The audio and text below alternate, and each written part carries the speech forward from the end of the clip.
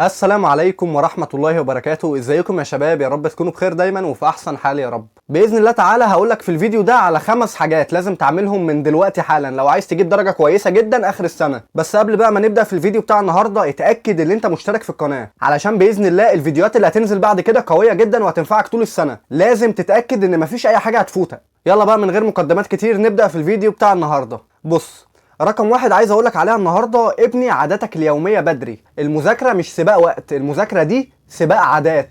لو اتعودت من دلوقتي على ميعاد ثابت للنوم، ميعاد ثابت للمذاكره، ميعاد ثابت للراحه، هتخلي انت بايدك حياتك كلها منظمه. طب ليه بقى ده مهم؟ ليه اعمل كده؟ علشان اخر السنه لما يجي وقت الضغط وقله الراحه جسمك وعقلك هيكونوا مبرمجين ان هم يشتغلوا اوتوماتيك. يعني بدل ما تضيع وقتك في هبدأ منين، هتعمل روتين ثابت تمشي عليه، روتين كده سهل وبسيط يخليك مستمر. ورقم 2 عندنا النهارده: اهتم بصحتك النفسيه والجسمانيه. ناس كتير جدا منكم طبعا بيفكروا ان الثانويه العامه عباره عن قاعده على المكتب 24 ساعه، بس الحقيقه ان التركيز والذاكره مرتبطين بصحتك النفسيه والجسديه. فانت لازم تشتغل على الحاجتين دول: صحتك الجسمانيه روح العب رياضه، وصحتك النفسيه بعد ما تخلص شغل خد بريك غير جو. لان خلي بالك والله اللي بيهمل النقطة دي بالذات في بداية السنة بيتعب في آخر السنة. ورقم 3: راجع بشكل خفيف أول بأول. الغلط اللي بيقع فيه 90% من الطلبة منكم إن هم بيسيبوا المراجعات لآخر السنة. وخلي بالك والله المراجعة دي مش حدث، دي عملية مستمرة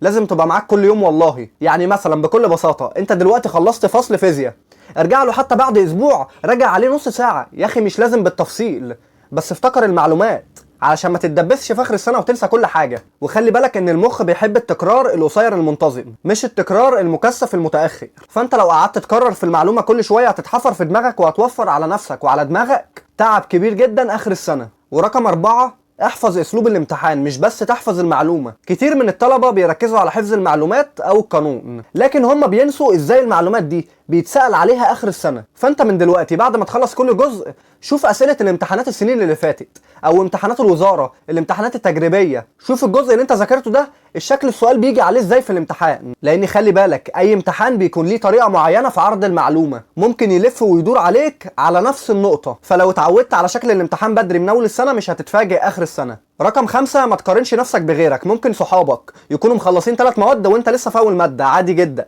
وخلي بالك اللي محدش هيقولك عليه في ثانويه عامه ان السباق ده فردي، مش محدش قالك ان السباق ده جماعي. سباق الثانويه العامه والله فردي، لان كل واحد ليه سرعه وظروف وطريقه استيعاب معينه. فالمقارنه من اول السنه والله ممكن تخليك تحس ان انت متاخر وناقصك حاجات كتير، لكن لما تركز على نفسك وتبني خطوات ثابته هتبص في اخر السنه هتلاقي نفسك سابقهم في حاجات كتير. فخليك فاكر ان المهم دلوقتي اللي انت احسن من امبارح مش اوحش. يعني بكره اللي هو احسن من النهارده، وبعده احسن من امبارح، وهكذا. وخلصت الفيديو في النهايه بعد اول شهرين ثانويه عامه. مش المهم انت وصلت لفين، المهم انت بنيت ايه. ابني عاده، اهتم بصحتك، راجع صح، افهم الامتحان وركز على نفسك. وصدقني لو عملت كده من دلوقتي حالا هترجع في اخر السنه وتقول الحمد لله ومبروك عليا 98%. وبكده بقى نكون وصلنا لنهايه الفيديو بتاع النهارده. باكد عليك تاني، اتاكد ان انت مشترك في القناه، وخش جوه في وصف القناه هتلاقي لينك جروب التليجرام الخاص بالثانويه العامه، انضم لنا. سلمتم يا شباب، دمتم في امان الله سالمين امنين، والسلام عليكم ورحمه الله وبركاته.